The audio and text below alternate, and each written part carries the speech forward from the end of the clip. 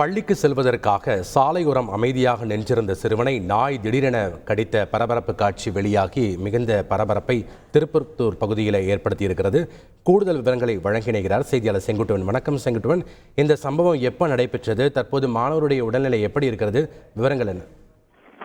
கண்டிப்பாக தமிழகம் முழுவதும் பல்வேறு மாவட்டங்களில் தெருநாய்களின் தொல்லை நாளுக்கு நாள் அதிகரித்து வந்த நிலையில இன்று காலை திருப்பத்தூர் நகர பகுதியான ஆரிஃப் நகர் பகுதியை சேர்ந்தவர் தாகித், அவருடைய மகன் அத்திக், அவர் 7 வயது சிறுவன்.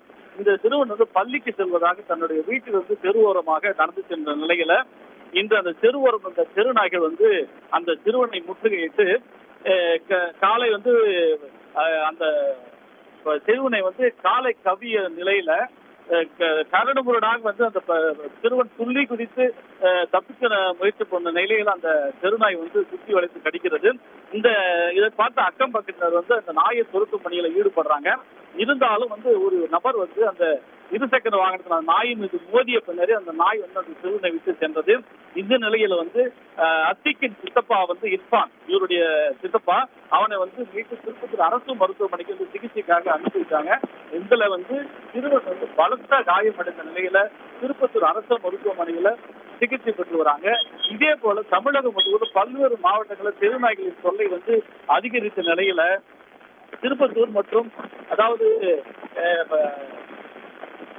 கரூர் மாவட்டம் மல்லப்பட்டியில சேர்ந்த செம்மொழி நகர், ஒடிசா நகர் பகுதியில் சையத் மசூத் என்பவருடைய 2.5 வயது பையனும் இன்று காலை பள்ளிக்கு சென்ற சூழ்நிலையில அவனையும் இந்த தெருநாய்கள் கடித்து உதறியது. அந்த பகுதியில் பெரும் பீதியை ஏற்படுத்தியது. இதே போல தமிழகத்தில் பல்வேறு மாவட்டங்களில தெருநாய்களின் தொல்லைகள் அதிகரித்த நிலையில பள்ளி மாணவர்கள், பொதுமக்கள், வியாபாரிகள் என பல பேர்களை இந்த நாய் கடித்து சிகிச்சை பெற்று வந்த நிலை தற்போது தமிழகத்தில் இருக்குது. இதை கட்டுப்படுத்த தமிழக அரசும் உரிய நடவடிக்கை மேற்கொள்ள வேண்டும். மேலும் திருப்பத்தூர் மற்றும் கரூர் மாவட்ட நகராட்சி ஊழியர்கள் இந்த நாய்களை கட்டுப்படுத்த விரைவான ஒரு முடிவுக்கு கொண்டு வருவார்களா என பொதுமக்கள் எதிர்பார்ப்போட காத்திருக்காங்க. நன்றி செங்குட்டுவன், உங்களுடைய கள தகவல்களுக்கு. செய்திகளை உடனுக்குடன் தெரிந்து கொள்ள உடனே சப்ஸ்கிரைப் பண்ணுங்க.